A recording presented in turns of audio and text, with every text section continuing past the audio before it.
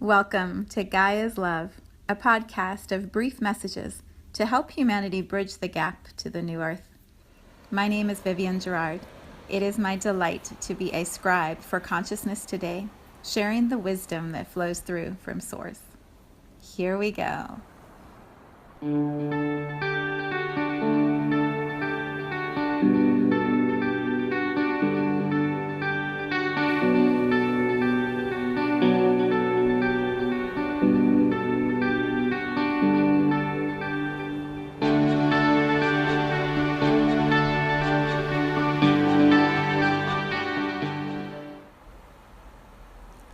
Episode 183.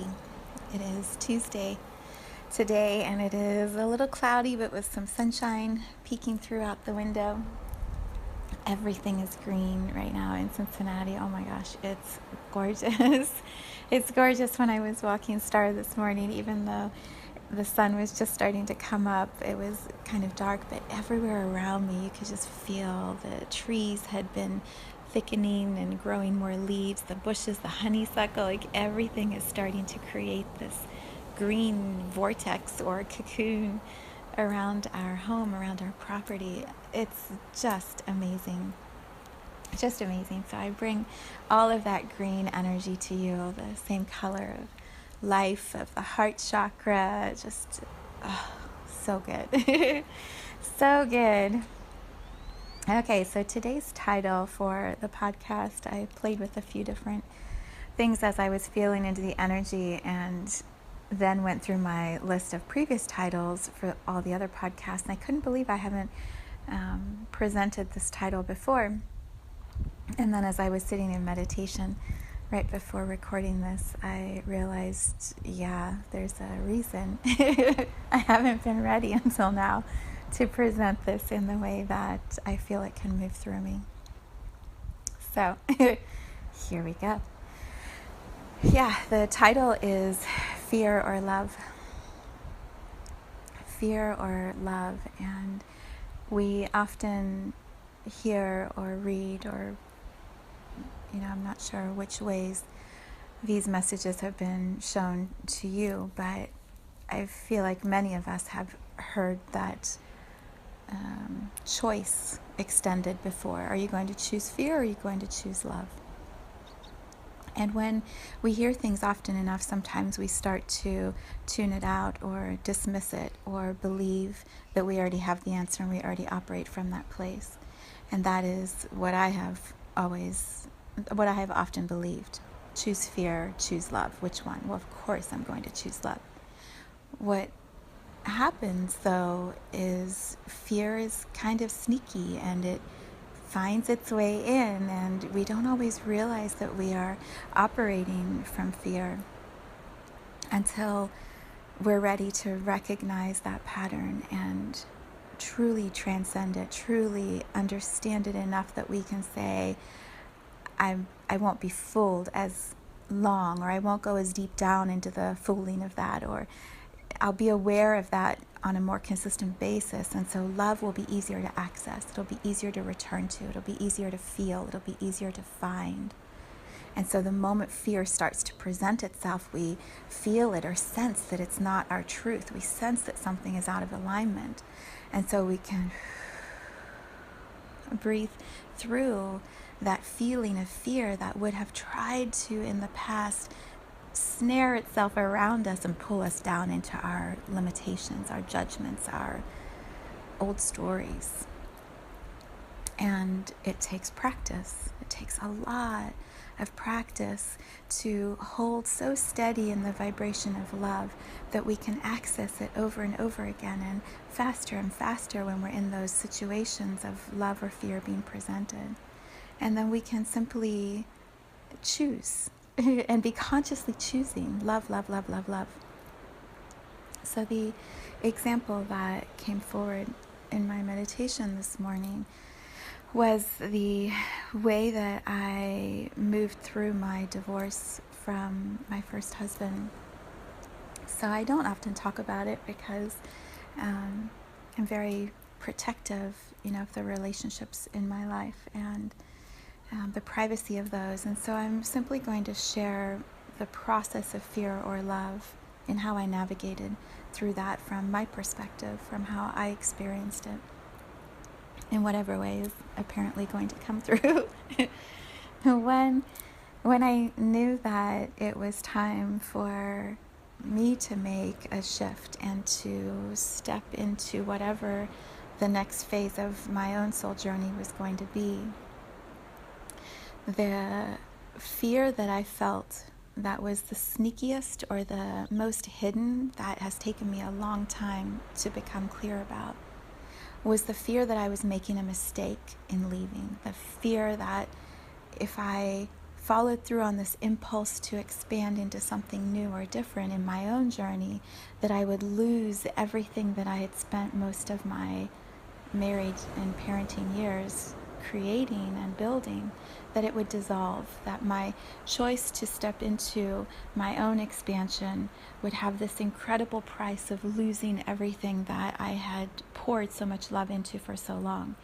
And so I would screw it up. I would make a choice that would end what I had worked so hard to create. So basically that I would not be loved by my children anymore. I would not be loved by this man who I had birthed children with. And so what would happen? And it was my choice that I was most afraid of.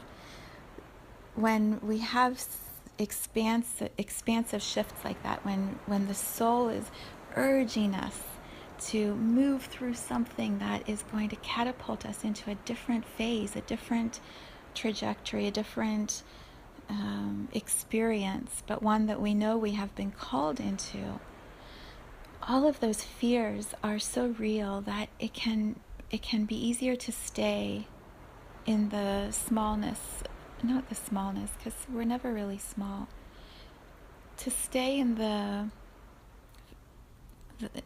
limitation, to stay back in the contraction instead of pushing through and expanding out into what wants to move through us, what wants to be formed and created through us.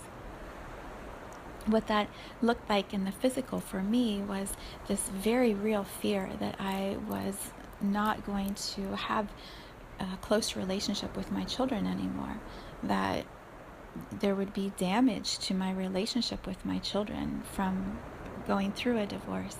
And so those first few months, I moved in with my parents, who are just the most incredibly loving and supportive people ever. I'm so smart to have called in my mom and my dad. I'm telling you, they are just exactly who I needed over and over. But I would sit with my mom and just cry when my children would go with their dad, and just agonize over what they were experiencing and what was happening, and why I wasn't a part of it. And when we're in fear like that, we project the fear out. So my fear was anything except that I'd made the wrong choice. It was a fear about anything and everything else, but not looking at the fear that perhaps I'd made a mistake. Those fears are deeper, and we bury them deep down, right? And so my journey for years after that was to practice focusing on love, talking about love, feeling love, expressing love, expanding love, and then in those moments of fear, being willing to sit in it and know it wasn't my truth. It wasn't the truth of my relationship with my children. There was a beautiful healing ceremony that I had maybe, 2 or 3 years after the divorce was final. And in that experience, I saw my children and I as these 3 prisms of light. The 3 of us sort of attached energetically, and we were triangles, sort of prisms of rainbow-colored light. And it looked in my mind's eye, my third eye, as if we were flying through the galaxy, through the universe. And we were just dancing and moving in this beautiful way, with light just reflecting from us out into the darkness. And we were dancing as a threesome, just fully connected and moving and moving and moving. This was right after a very close friend of mine had died, and I had moved into significant fear about another loss, another ending. And in that same experience, I could just feel her arms around me, her arms just holding me so tight and saying it's just a shift, a transition, a movement into more love. The form of that love has just changed. And so the access, the ways in which she was able to love me when she wasn't in the physical body were just a millionfold more, So she comes and plays and dances with me in so many of my energy healing sessions. And so I feel like she offered me that visual for my movement into becoming, embodying a present mother, a really present mother with my children, who as often as possible chooses love over fear. Again and again, I get to practice this with my children as they expand, as I expand, as we all keep evolving, as we bring more and more love into our lives. When I married my second husband with my children right by my side, love expanded, not fear. Love, more love was created. And as we have continued expanding our circles, each of us, and brought more and more people into those circles, all of that love that we all get to enjoy continues to expand. And sometimes in those expansions, we feel the fear again, the fear of whatever it is for each of us individually. For me, the fear so often is abandonment or screwing up. My screw up is going to result in people leaving. And so that navigating of, is that fear true?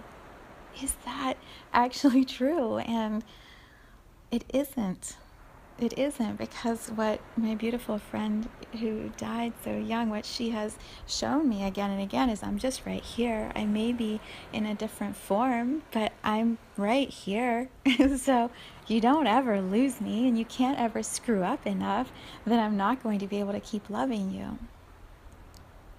That is the journey of a mother, in the way that I feel it for my children. There's nothing that they could do, nothing that would have me ever stop loving them or being right by their side. And I'm okay leaning back and allowing them their expansions, allowing them their adventures, because in their expansion of their circle, of their love, of their light, of their journeys, we get to go dance in different ways through the galaxy, right? So when they decide to take a left turn, we all sort of follow along, and then we dance and we come back into a different space, and more love is created. It's a conscious choice. This is what I find in my own journey. It is a very conscious choice to feel when fear is arriving and choose to dissolve the fear and move into love. And sometimes that looks like we sort of pull inward. This is my way of processing myself. When I feel fear arriving, I tend to pull in and sit with it and meditate about it and journal and move through it in whatever way serves me the most. And as I do that, when I come out the other side of that process I go into, I'm very solid in my choice of love. And some of those processes take me a few minutes, a few hours, a few days. Sometimes it takes a little bit longer. A divorce is a very significant ending or death in who we have known ourselves to be, and there's no deadline or time of how long that's going to take for us to be fully through it. And I don't know if we ever are fully through any death. I believe we're constantly just offered more lessons, more opportunities to choose love, to choose love, to choose love. But I sit in a moment in my own journey where I feel very connected to love and very in love with myself, in love with my life, in love with my family, in love with the things that I'm doing in a day, and in love with this experience. And that doesn't invalidate that I have had many, many, many moments of fear and of choosing the fear and going all the way down into the fear. What I am getting better and better at all the time is noticing when the fear arrives and then doing whatever most serves my process to release the fear and return to love, and to feel love, and to breathe love, and to talk about love, and to expand love, and to share love. And I will likely spend the rest of my life choosing love. And my intention, my prayer is that less fear shows up, because the amount of time that I spend being love and in love is so much that there really isn't space for fear to be coming through and coming in. Which really is the whole point of this podcast and the whole point of this experience of tuning into Gaia's love. It's that we feel this possibility becoming real of a new earth, of a new vibration where it's all about love all the time, and there isn't room for fear. So I'm not fully through it. I'm not 100%, but I'm more ready than I've ever been before to talk about fear versus love. And we'll just keep exploring it together. We'll see where it goes. Yeah, in this moment, I choose love.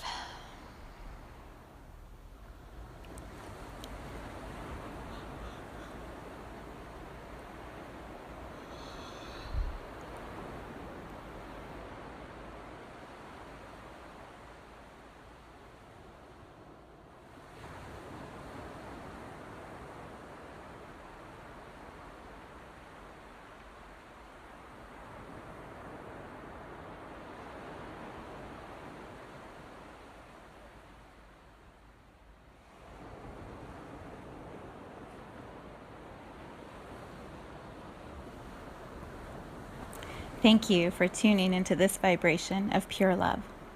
I invite you to join me in aligning with the optimal health of your mind, body, spirit in the virtual community of Viv's Energy Gym. You can learn more at mysouljourney.com. Let's take this message of Gaia's love out into all of our relationships and communities today. So much love from my heart to yours.